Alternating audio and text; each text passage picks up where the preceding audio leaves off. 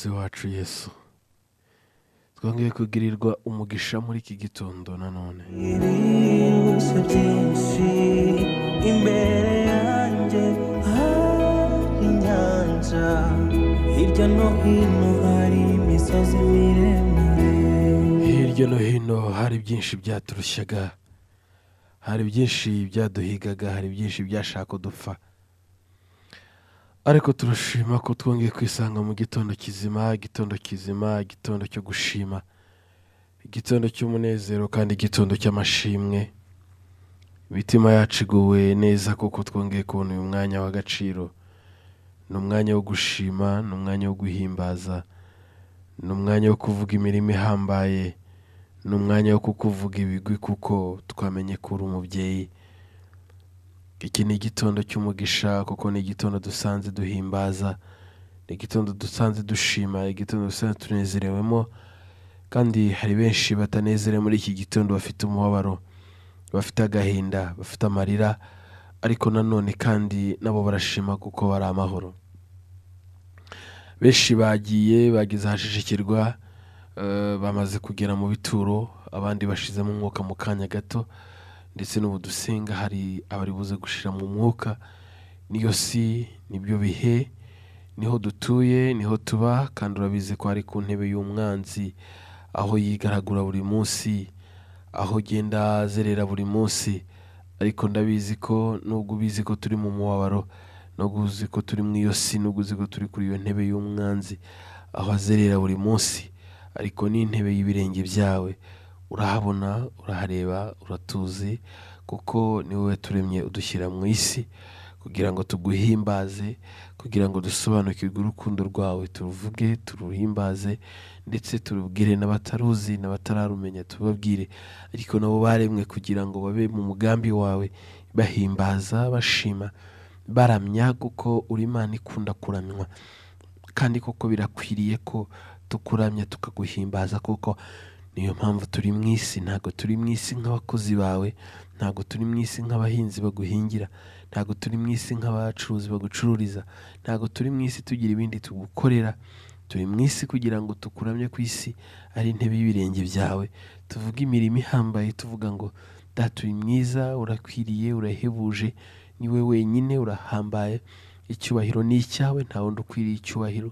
Ibyo tubivuga inshuro 3, tubivuga inshuro 10, tubivuga inshuro nyinshi zibarika n'izitabarika, tubivuge buri munsi, tuvuge ko uhambaye, tuvuge kuri hejuru ya byose, tuvuge ko uri umwami. Ntabwo turi mu isi rero ngo tugucururize, ntabwo turi mu isi ngo dukore umurimo wawe wundi utari ukukuramya, utari ukukwizera, kuko niyo mpamvu duhari. Benshi hari ubwo bumva ibintu byose babibona kubera ko basenze, ariko ntabwo dusenga kugira ngo duhe, ntabwo dusenga kugira ngo tugaburire, ntabwo dusenga kugira ngo twambike, ntabwo dusenga kugira ngo uduhe ibyo dukwiriye kwakira, niba ari inzu, niba ari imodoka, niba ari imyambaro, Data, ahubwo turiho twivanga n'ubumana, turiho twuzuye ubumana. Gusenga n'ubuzima, gusenga nibyo bintu bikwiriye umuntu wese, uwariye, utariye, wambaye, utambaye, utuye heza, utuye habi, uryamye, ugenda, urwaye, umuzima, umugaye kandi utamugaye, umuntu wese akwiriye kukuramya, kandi umuntu wese akwiriye gusenga. Ubu ni ubuzima umuntu wese akwiriye kumva ko hari ubuzima bwe, ni ubuzima umuntu wese akwiriye kumva ko ari ubwo buzima akwiriye guturamo, ari bwo buzima akwiriye kubamo. Umuntu wese akwiriye kumva ko ubwo buzima ari bwo buzima bwe, ntabwo umuntu asenga kubera icyo agushakaho. Niyo mpamvu benshi bafata ibihe byo gusenga, ugasanga ntibasobanukiwe n'ibyo basaba. Niyo mpamvu uvuga ngo basaba nabi ntibahabwe. Data, ndabizi neza ko uri umubyeyi, ndabizi ko uri umutunzi w'imbabazi. Rimwe na rimwe watubwira ko yasenze cyane kugira ngo ubimukorere. Abari hafi ye hari ubwo bahita bumva ko batazi gusenga, abari hafi ye hari ubwo batangira kwicira imanza. Ndakwinginze Data, wigisha abantu bawe gusenga, wigisha abantu bawe gusaba, wigisha abantu bawe gusabana nawe, wigisha abantu bawe kuba bugufi bwawe, kuko birakwiriye ko umuntu wese asobanukirwa impamvu ariho. Birakwiriye ko umuntu wese asobanukirwa impamvu Imana, birakwiriye ko umuntu wese asobanukirwa impamvu icyo ni cyo agomba gukora n'umugambi Imana imufiteho, ndetse birakwiriye ko umuntu wese asobanukirwa icyo yita umurimo wawe. Data Nyirimpuhwe, niyo mpamvu benshi babivanga, niyo mpamvu benshi babikomerekeramo, niyo mpamvu benshi bigumura bakabivamo, niyo mpamvu benshi babivuga uko bashatse, niyo mpamvu inshuro nyinshi usanga bitukisha ikiswe umurimo wawe. Ariko birakwiriye ko umuntu wese asobanukirwa data. Niyo mpamvu iki gitondo dusenga, ntabwo dusenze muri iki gitondo gusa, n'ejo tuzasenga, n'ejo twarasenze, no mu kanya turasenga, tugenda turasenga, turi mu murima duhinga turaba turi gusenga, turi mu isoko ducuruza turaba turi gusenga, turimo duhaha tugenda turaba turi gusenga, turi mu kazi muri ofisi dukora turaba turi gusenga, turi mu modoka tugenda tugomba gusenga, turi mu ndege tugenda tugomba gusenga, turi muri gereza tugomba gusenga, turi mu bitaro tugomba gusenga. Gusenga ni ubuzima bw'umuntu ufite ubumana muri we, kuko gusenga ni ukuganira nawe. Birakwiriye ko umuntu wese ufite connection n'undi babonana kenshi. Niba umuntu afitanye connection nawe mu bumana, akwiriye gusenga. Ntabwo bikwiriye ko umuntu asenga kubera ko yifuza kuba umugore, kubera ko yifuza kuba umugabo, abandi bakaza bamubwira ngo twarasenze cyane, none abatarasenze ntibababona, batarasenze ntibabanye neza, abatarabasengeye ntibari kumwe. Birakwiriye ko gusenga ubuzima bwawe bwa buri munsi, ibyo utekereza, ibyo usaba, ibyo wifuza kuzaba byo, wowe wifuza kuzabana nawe, ibyo wifuza kuzakora, ibyo wifuza kuzanyuramo, ibyo byinshi ubisengera mu isengesho ryawe usenga. Ariko nta gusenga kubera ko ukeneye ikintu gusa. Ibyo bintu kenshi hari ubwo bihungisha abantu Imana, kandi birakwiriye gusobanukirwa Imana usenga. Niyo mpamvu muri iki gitondo tuzindutse turi gusenga, twaraye dusenga, twakangutse turasenga, akanya kose tubonye turasenga. Upfa kuba uri muzima utasinziriye, kandi uko gusenga ni ukuganira na papa, kandi uko gusenga ni ukuramya Imana. Biradukwiriye ko turamya Imana. Mu gusenga kwacu dukwiye kuramya Imana, dukwiye kuvuga imirimo ihambaye, dukwiye kuvuga imirimo myiza, dukwiye kuvuga imirimo ikwiriye. Dukwiriye kuramya, dukwiriye guhimbaza, dukwiriye kuramya, dukwiriye gusabana. Izina ry'Imana rihabwa icyubahiro. Iki ni igitondo cy'umugisha, iki ni igitondo kidasanzwe, iki ni igitondo Data yaturemeye kugira ngo tukishimiremo. Iki ni igitondo benshi batabonye kandi bacyifuzaga. Iki ni igitondo njye nawe dushima. Iki ni igitondo njye nawe dukwiriye guhimbaza. Data urakoze, wabanye natwe mu bihe byatambutse, watweretse neza n'urukundo rwawe, watweretse kugira neza kwawe.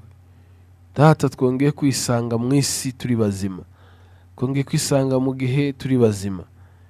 Nubwo hari benshi bitahiriye, nubwo hari benshi bababaye kubera ko babuze ababo, ariko twebwe turiho nta kiguzi, ntacyo twatanze, n'imbabazi zawe. Uyu ni umugisha ko watwongeye kwisanga mu munezero wawe. Data, abacu benshi bari barwaye, abacu bahuye n'ibizazane, abacu bahuye n'ibikomeye, abacu bahuye n'intambara, abacu baciye mu bihe biruhije, ariko wabahagazeho. Izina ryawe rihabwa icyubahiro. Ese ninde mu isi waduha ibyo dukeneye? Ese mu isi ninde watanga amahoro ku bayakeneye? Ese mu isi ninde wahaza umuntu wese kwifuza k'umutima we? Ese mu isi ninde wagenera umuntu ifunguro rimukwiriye? Ntawe, nta wabishobora, nta wabibasha. N'ibyo tugerageje gukora byose, rimwe na rimwe biratugora, ibindi bikanga, ariko tugakomeza tugakora. Ntabwo dufite guhagarara, ntidufite gucogora, ntidufite kubireka. Data, iki ni igitondo umuntu wese akwiriye kureba.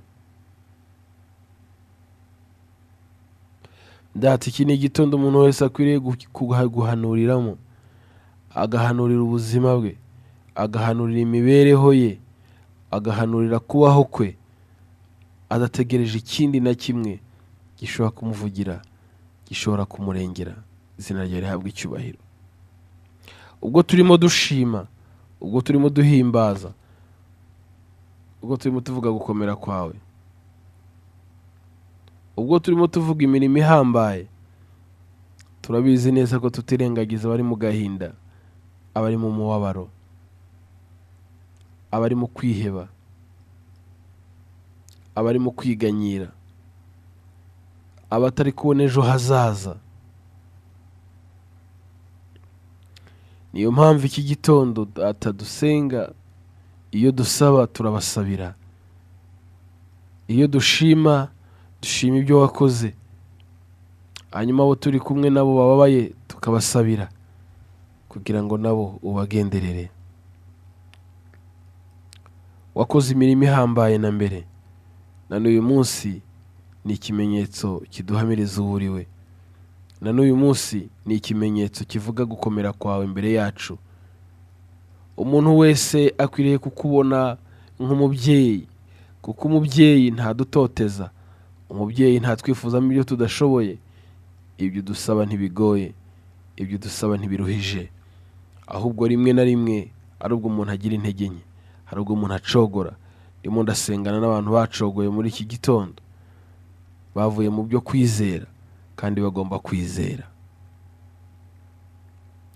Umuntu wese agomba kwizera, kuko kwizera ubwabyo nibyo ukunda, nibyo wishimira, nibyo binezeza umutima wawe. Niko ijambo rivuga ngo utizera we ntashobora kunezeza umutima w'Imana. Data, umuntu wese akwiriye kwizera, umuntu wese akwiye kubaho yizera, kuko tuzi neza ibyo wakoze, amaso yacu abibona, intoki zacu zibikoraho.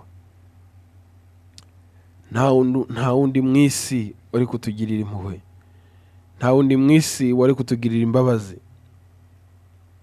nta wundi mu isi twari kubwira ngo yumve. Abantu benshi buzuye urugomo, abantu benshi buzuye ubugome, abantu benshi babuze imbabazi muri bo, abantu benshi barikunda, abantu benshi bashaka kuvuga imirimo yabo, abantu benshi bashaka gukora ibintu byabo bigatungana. Twe ntibatwitayeho, ariko nta n'impamvu batwitaho, kubera ko isi yahindutse.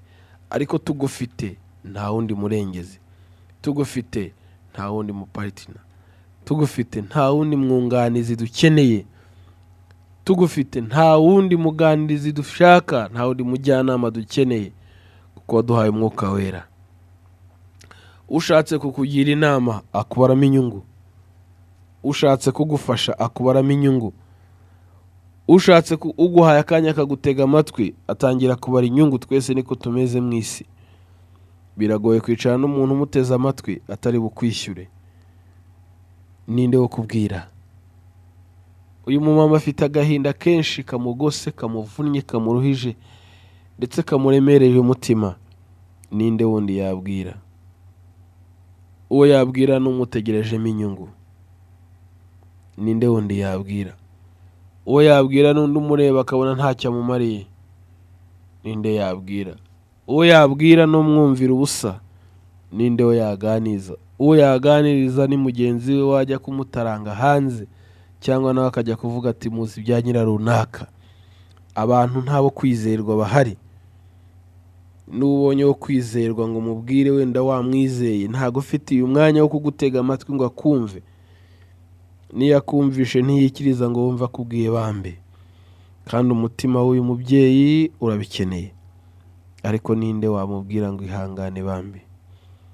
Ihangane basi, umva uhumurijwe basi. Akiri ihumure riva ku Mana muri iki gitondo. Imana Data, Imana Umwana, Imana Umwuka Wera, Imana mu butatu, iri mu mutwe wawe, iri mu gihimba cyawe, iri mu maguru yawe n'amaboko. Kubera iki? Niyikumva, niyigutega amatwi, niyo iguha ihumure rigukwiriye, niyo mujyanama wawe, niyo igutega amatwi, niyo yonyine yakumva, niyo izi umubabaro wawe.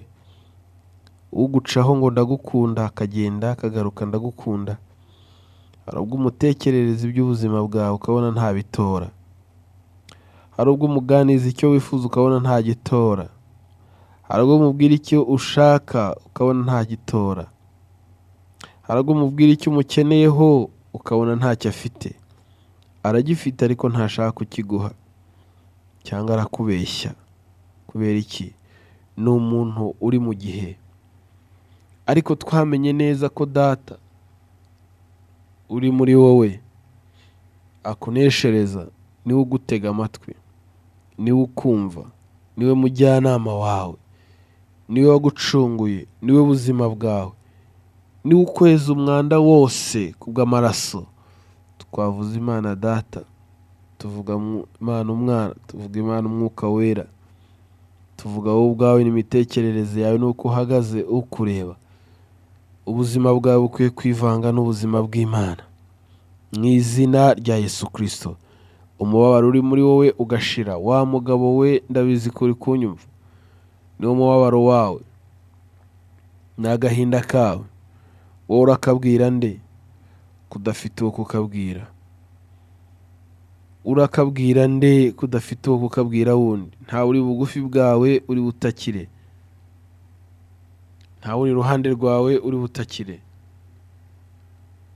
Ndabizi neza ko Data arahari aguteza amatwi, ndabizi ko Data arahari arakumvira, ndabizi neza ko Data arahari niwe wenyine wagufasha, ndabizi neza ko Data arahari niwe wenyine wakureba n'amaso y'imbabazi,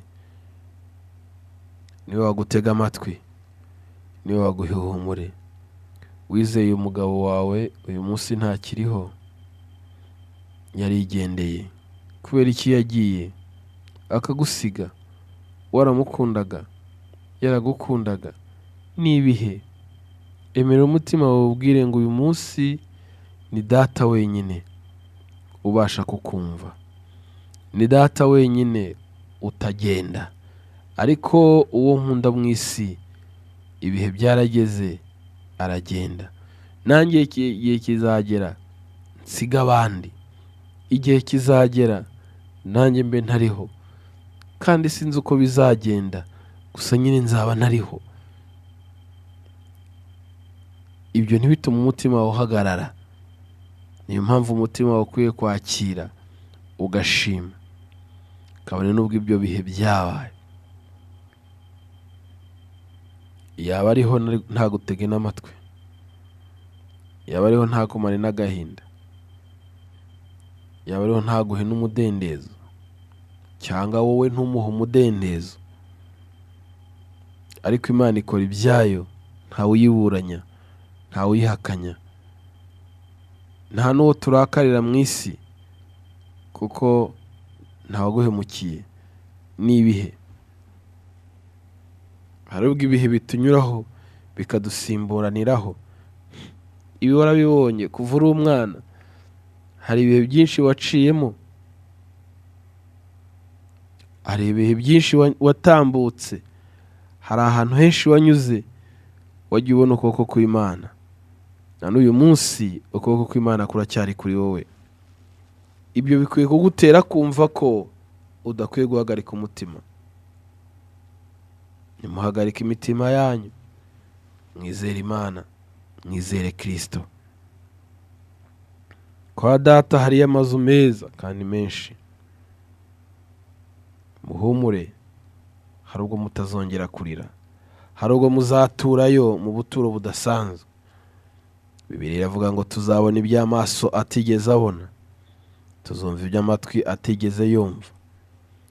Uwo munsi ni umunsi uzaba. Uko ubona bucya bukira bukongera bugacya, ndetse n'ejo bugacya, n'ejo bundi bugacya.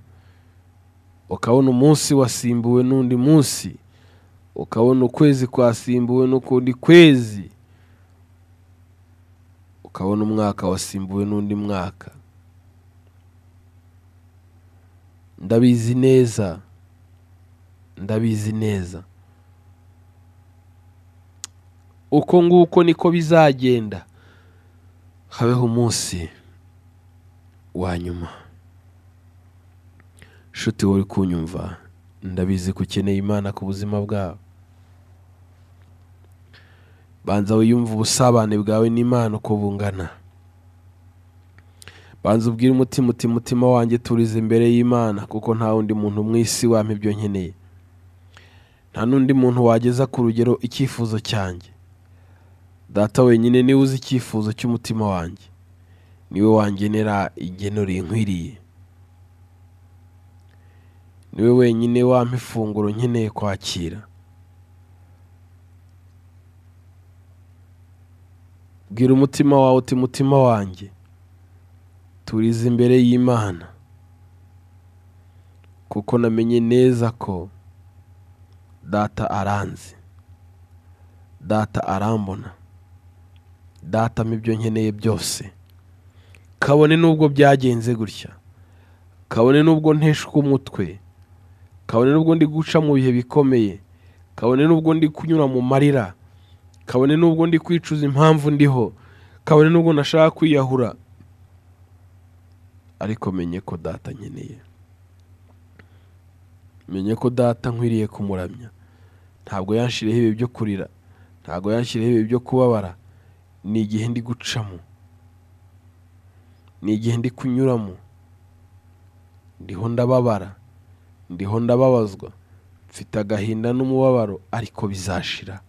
Hari umunsi bizarangira, hari umunsi nzaba ntari kubicamo. Icyo kintera kunezerwa, icyo kintera kwishima, icyo kintera kumva nguwe neza, icyo kintera umunezero, kintera ibyishimo, nkumva nguwe neza.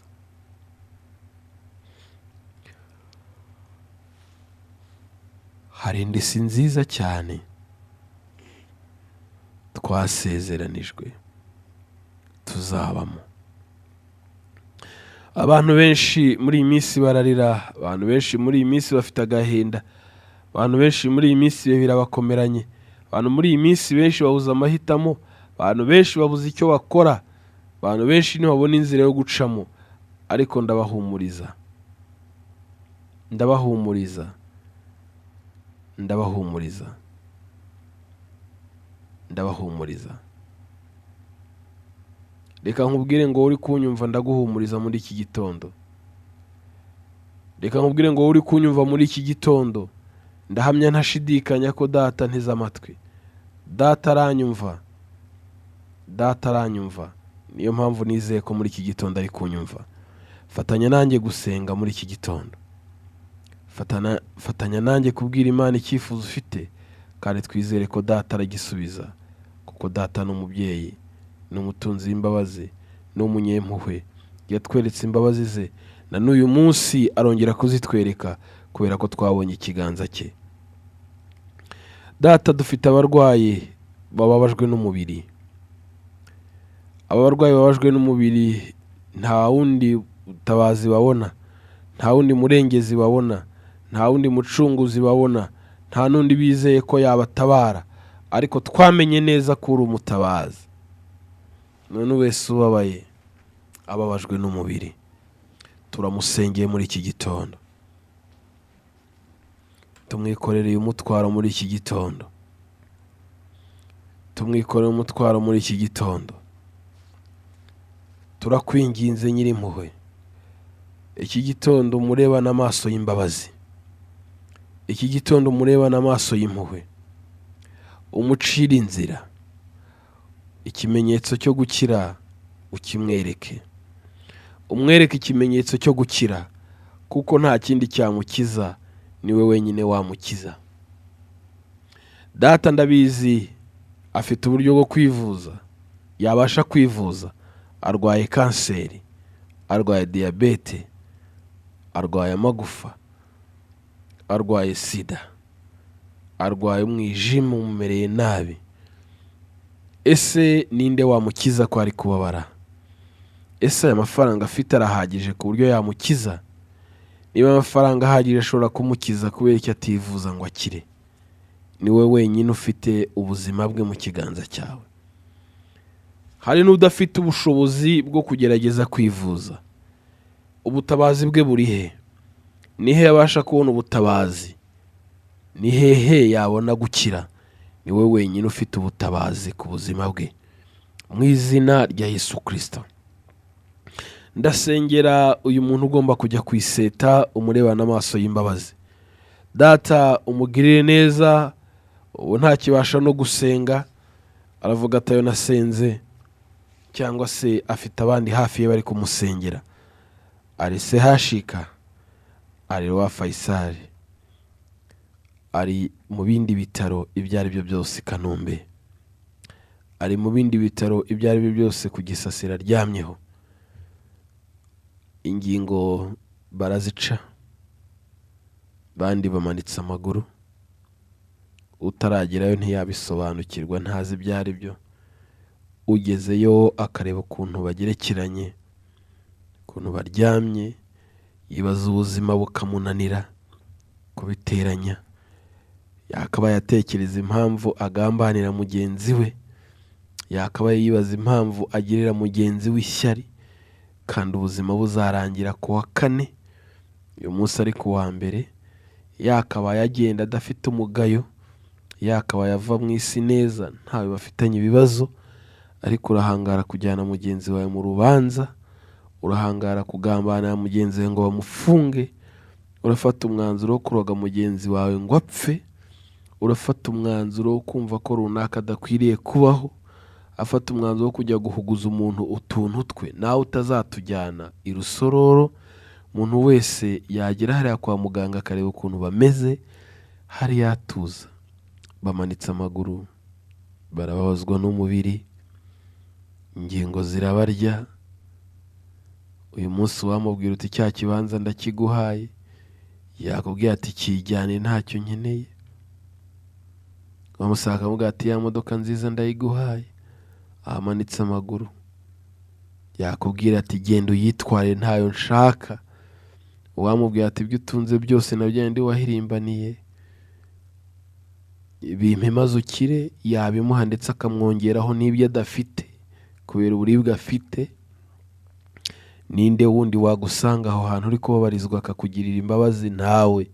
Ntago ari papa wawe, si mama wawe, si inshuti yawe mwakundanye igihe kinini, si umwana wawe wabyaye, ntabyo yakumarira. Yashaka amafaranga akakujyana mu Buhinde, yakujyana n'ahandi bavuga, sinimaza n'impamvu ariho bajya, n'abariyo baza kuvurira ino bigakunda. Bagerageza uko bashoboye kose, no kugira amafaranga n'ubundi atikire agende. N'ubundi nibyo navugaga, ntacyo n'ubundi adukiza, ntacyo byakumarira. Ariko data yarambuye ikiganza ku buzima bwawe, ariko umubyeyi data yarambuye ikiganza ku buzima bwawe, akarambura ku ngingo zawe, wakira, wamererwa neza, wagubwa neza, mubiri wawe wakira, ugasubira kuba muzima mu izina rya Yesu Kristo. Niyo mpamvu twizereye abarwayi muri iki gitondo. Bandi barwaye imyuka mibi, n'umwana muto baramuroze bamuteza imyuka mibi, nawe uribaza. N'umubyeyi ugiye kubyara bamuteje imyuka mibi, bamuteze ibihato, baramuroga, baramuzinga. N'umubyeyi nawe warabyaye, n'umwana wakoze ibyo bintu, wakoreye umwana ibyo bintu, umwana yarababaye, wakoreye umubyeyi ibyo bintu. Nawe uri umubyeyi, nawe waba umubyeyi, kandi wasanga uvuga uti Mana umfashe. None wa wundi wari gusenga ibikise. Abantu muri iyi minsi buzuye ubugome, abantu muri iyi minsi buzuye ubutindi. Uri umugome, urabizi neza ko nawe ufite umubiri. Uzabanze wifatire urwembe gato, wiherere mu cyumba cyawe, wikate ku mubiri, wumva ukuntu ubabara, wumva ukuntu uribwa. Kubera ibyo bintu ushaka kubikorera mwene so, kubera ibyo bintu ushaka kubikorera mugenzi wawe, ndabizi kuri kuntega amatwi. Kuki wifuza ibyiza wowe ukifuriza abandi bibi? ntabwo gusenga kwacu ari ukwikebagura, si ukuvuza induru ye baba data dutabare, ahubwo gusenga kwacu ni ukuganira n'Imana, tukaganira n'imitima yacu, tukisuzuma. Wakwisuzuma muri iki gitondo wasanga warahemukiye umuntu, ese byihindurireho ari wowe byagenda gute? Gutonda umurongo mu rusengero, kujya mu butayu, ntabwo bikuraho amatiku ugira, bikumariye iki se wabyihoreye? Ntibikuraho ishyari ugira, kandi niwe wirirwa utabaza Imana, niwe wirirwa wikoreye amabuye uroha ibyaha byakunaniye, uroha bagenzi bawe. Ni wowe kandi nanone ugenda mu rusengero cyangwa mu kiliziya, mu musigiti n'ahandi, ku ikanisa ugatonda umurongo ugiye gusenga, urabizi ko umutima wawe urimo ubugome, uriya mugenzi wawe kumva yapfa.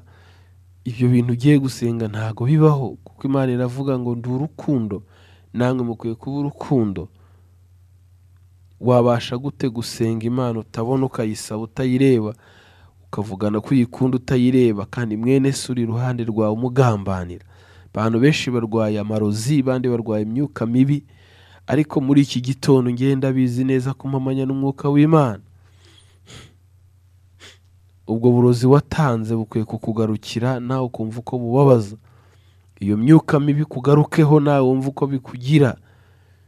Ibyo bihato, iyo mahembe woherereje abantu, iyo myuka mibi nawe kugarukire. Kandi turategeka mu izina rya Yesu Kristo.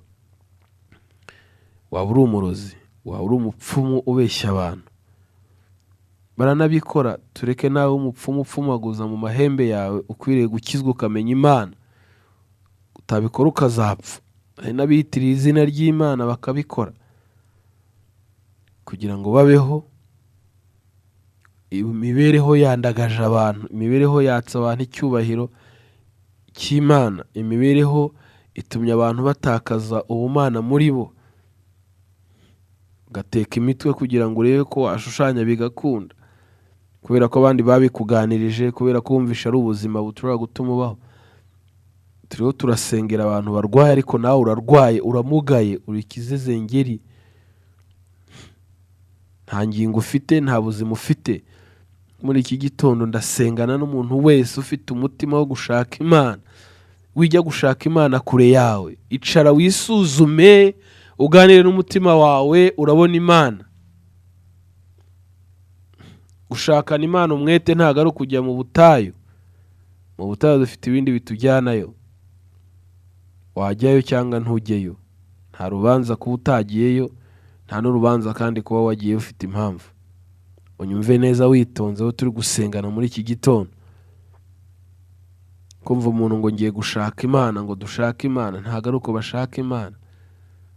Ufite amoko yarakunaniye, wirirwa ugendana nayo, wirirwa urondora abantu ubitegereza, arangiza ukavuga ngo ugiye gushaka Imana. None se Imana urayishaka ibiki ko yaremye amoko, wowe ikakugira mwiza bikabagira babi, cyangwa ikakugira mubi bikabagira beza? Urajya kwishakira ibiki? Wayihoreye. Niba uyishaka ganira n'umutima wawe. Imana ntabwo iri kure yawe. Umutima wawe gushinja ibyo wakoze, umutima wawe gushinja amafuti yawe, umutima wawe gushinja uburyarya bwawe, umutima wawe gushinje amanyanga yawe, umutima wawe gushinje. Numara kugushinja kandi wisuzume nyine, ubwira umutima wawe uti ndahindutse, ngiye kubihindura. Niba ujya gusenga, senga dinga n'ibyo. Ujya gusaba Imana ibiryo, ndakwinginze. Imana ntabwo ari ibiryo, ntabwo Imana ari isukari, ntabwo Imana ari iya mukaru cyangwa iya nido, Imana ntabwo ari iya kawunga n'igitoki. Imana ni Imana ibihe byose. Niyo mpamvu benshi bazasenga bakagira ngo ntibasenga. Gusa Imana ko nagusenze ntunyumve, wayisenze uyibwira iki? Wayibazaga iki? Kuri kurira kawunga se, kandi abandi bari kukarya bakakamena batagiye no gusenga? Ntimubana mu isi? None se amatiku ugira azatuma ujya mu ijuru noneho bo basigare? Wowe kunyumva muri iki gitondo ukeneye gukira, nawe urarwaye mu izina rya Yesu. data hari benshi bafite agahinda k'imiryango batuyemo, arababaye ariko yashatse azi neza ko agiye kubaho neza, ashaka umugore azi ko agiye kuba umugabo, ashaka umugabo azi ko agiye kuba umugore, ariko uyu munsi nta bwenge agira, nta gitekerezo kizima yatanga mu rugo, bigeze n'ubwo abana nabo babimenya, wirgurira ugiye kurwara umwingo kubera agahinda, ibyo byose bikubyimbaganyemo, ariko utanga amahoro n'umwe, niwisobanukirwa neza uzamenya uwuririra. Uyu munsi uganiriye kakumva arakuganirira ahandi atuzi kwa runaka, burya nimubona kuriya nta kigenda, iyo mutandukanye arakuvuga, kandi nawe nutamubwira urumva agahinda kakubanye kenshi, ikiniga kiragufata. Ninde wo kwizera, ninde wo kubwira? Ntawe. Muri iki gitondo nshuti, ndagusabira data agusure, akugendere, aganize umutima wawe. Nawe warihebye, ukeneye gushaka, ngo barakuroze, ngo barakuzinze, ngaho ujye wirwa wirukanka mu bahanuzi ngo bakuzingure, nta n'umwe uzakuzingura, ngaho wirwa wirukanka mu bapfumu ngo bakuzingure, ahubwo bazakuzinga kurusha uko wari uzinze.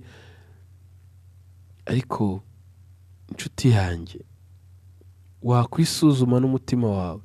Ntabwo Imana ari iy'abagabo, ntabwo Imana ari iy'abagore. N'abo baryana barazubatse bafite amafaranga, batanayafite barazubaka, uyu munsi bararyana. Ntabwo Imana ari iy'abagore, ntabwo Imana ari iy'abagabo. Imana ni ubuzima bwawe bubana n'ubumana, ukwiriye kubaho mu bumana, nta kintu na kimwe kikuzitira. Icyubahiro cy'Imana kikagaragara muri wowe kubera uwuhamya. Icyangombwa apfa kuba ntacyo wishinja.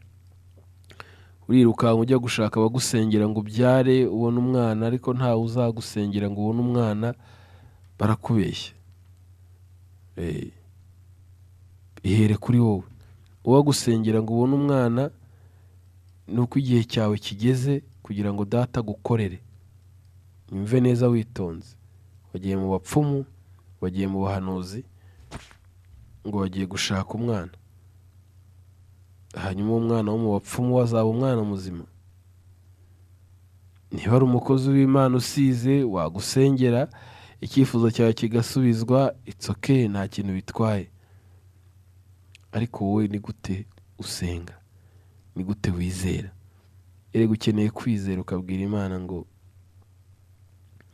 naho umwana yaza, naho umwana ataza, ndabizi neza ko ari wowe utanga abana, ndabizi ko ari wowe wenyine utugenera abana.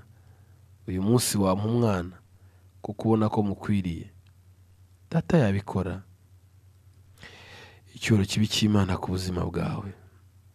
Nawe urashakisha buri munsi ngo urebe ko mwabaho mu rugo, uri umugabo, uri umugore, urashakisha ngo urebe ko hari icyo mwabona, ukabona biranze. Data arabizi. Wigenda wihebye, wibaho wihebye, reka kubaho wicira urubanza mu mutima. Niba ugerageza bikanga, ugakora bikanga, rindira igihe cy'Imana. Wijya guteka imitwe inshuti yanjye. Niba ari agataro uzunguza, agazunguze. Niba ari uguhaye make yaguha ugenda uzunguze. Niba umugabo yaragutaye akagutana abana, ukaba watunze wenyine, witekereza ko kuwa mbere uzajya gusaba kwa runaka, no kwa kabiri ukajya gusaba kwa runaka, ugiye ku biciro ry'imigani hanze, kandi uzaguha uyu munsi kuwa mbere, kuwa kabiri uzabwirirwa. Ahubwo tegereza Imana, ntugasabirize. Ndakubwiza ukuri, ntugasabirize. Ari n'ukwandikira message akakubwira ati ni wowe mwuka nyoherejeho. Ntabwo ari umwuka ukohereje, ni amarangamutima n'inzara bikohereje. Wibeshyera umwuka, kuko umwuka yari kunyuraho, maze yanyuraho nkibwiriza nkaguha. Nawe nibwo buzima ubayemo. Data kugenderere. Data urakoze kuri mwiza. Niba twifuza ko Abanyarwanda mu gihugu cyacu tubera isi umucyo, biradukwiriye ko natwe tubanza tukaba umucyo. Reka umuntu wese umugiye neza ku mudugudu atuyeho, reka umuntu wese abone ineza yawe, ari ugiye guca inshuro agendane nawe. ndabizi ko afite isuka, arazindutse muri iki gitondo ngo acyure umubyizi, ni uguca inshuro, baramucunaguza, baramutoteza, ariko nta yandi mahitamo afite, nawe umugenderere, umurebane amaso y'impuhwe. Akora akazi birwa bamuciraguraho, abamuciraguraho nabo hari ababaciraguraho cyangwa nawe hari ibimuciraguraho, ntazi gusinzira nk'abandi.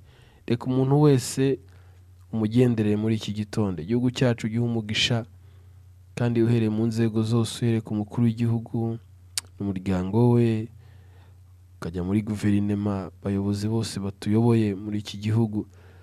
Ni wenyine utanga ubwenge, ni wenyine utanga umurongo mwiza wo kuyobora, kandi koko turabibona. Reka tubere isi umucyo.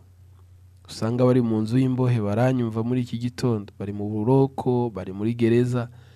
Erega umutima we niwe uzi impamvu arimo. Wenda yatubwira ko arengana, ariko si ngombwa akabitubwira, kuko hari ubwo amategeko agendera ku bimenyetso, ugasanga ibimenyetso biramufata kandi arengana. Niwe wenyine umenya imitima ukayirondora. Ganira nawe, mubwire ututuriza hano mu gihe runaka, mu kindi gihe runaka uzasohoka, uzaba uri hanze. Hari byinshi rero umuntu akwiye kumenyera mu buzima abayemo, cyane cyane ubwo muri gereza, hari yafungiwe, niwe uzi ubuzima babayemo. Twebwe baba tubwira ntitubwumve. Buriya umwana w'umuntu ntiwamubwira ngo ndi kubabara hano, reka reka.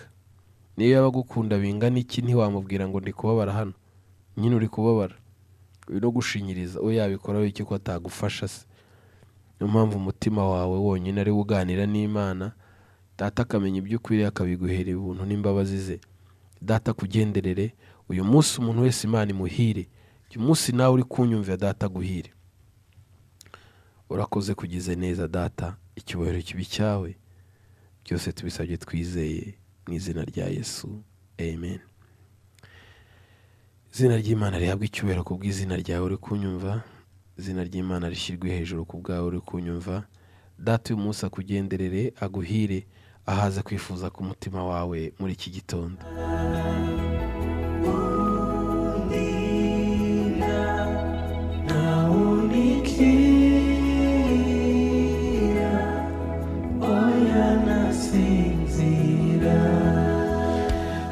Hari benshi rero bafite ibyifuzo bitandukanye, ariko nanone kandi twasenze kubw'ibyifuzo.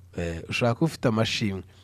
Mu minsi ishize twarasenze, n'ejo twarasenze, n'ejo kandi tuzasenga. Ese hari icyo Imana yakoze? Hari umuntu umwe wanyandikiye arambwira ati ku myaka hafi 7 nari maze, natangaye ubwo najyaga kwa muganga numva ntameze neza, hanyuma noneho akambwira ngo ndatwite. Ibintu ntabwo nshobora kubyumva, ikuzo ibintu ntabwo nabyumva, ariko ukwiriye kubyumva. Ukwiriye kubyumva ku myaka yawe 7, ubu noneho wabyumva. Izina ry'Imana rihabwa icyubahiro. Arakoze cyane, turamushimiye rwose. Ubu yatangiye gushaka amazina y'umwana, yashyushye nubwo atarabyumva, ariko yatangiye gushaka kandi amazina y'umwana. Yes, nawe ufite icyifuzo cyangwa ufite ishimwe, reka nkwe nimero za telefone, ushobora kunyandikira ukambwira uti mfite ishimwe ry'iby'Imana yakoze, tukarisangira n'abandi, cyangwa cyawe n'icyifuzo tukagisengera. Ufite ahantu handika nimero, hanyuma ngo nkwe nimero za telefone. Ndagusubije cyane Claude, urakoze cyane. Ati kuzo ndagukurikiye, mfite amashimwe y'Imana yakoze, nawe ndaza kubikubwira usohotse. Okay, telefone ni 07 88 60 50 44. Ibi dufasha kumenya icyifuzo dusengera ahangaha, kandi ndabizi neza ko iki cyifuzo Data ari buze kugikemura. Uko byagenda kose ari buze kucyumva, kandi ari buze kugikemura. Hanyuma kandi ndabizi ko uko byagenda kose Data araguha icyo ukeneye. Telefone ni 07 88 60 50 44. Ariko nanone ndazigwaye kugira ngo umpamagare navuye ku kazi, nari hano mu kazi, cyangwa se unyohereza ubutumwa. Ubundi kiba cyiza ni ukohereza ubutumwa, kuko ubutumwa bw'umuntu arabusoma. Nabo bose ndi kukubwira bohereje ubutumwa, ntawahamagaye cyangwa se yahamagaye ntari mu kazi. Yes, ni 07 88 60 50 44. hanyuma icyo cyifuzo cyawe turagisengera, kandi twizere ko Imana iri buze kugukiza, kuko nta na kimwe kinanira. Cyangwa se uhamagaye 078 37 97 58 8. Turaza gufatanya gusengera icyifuzo cyawe inshuti, cyangwa se turaza gufatanya kubyina no kwishimira ayo mashimwe. 078 37 97 58 8. Ufite icyifuzo ukeneye ko dusengera? Yes, nge n'uwo turafatanya gusenga. Ngewe uranyereza message y'icyifuzo cyangwa y'ishimwe y'ibyo Imana yakoze.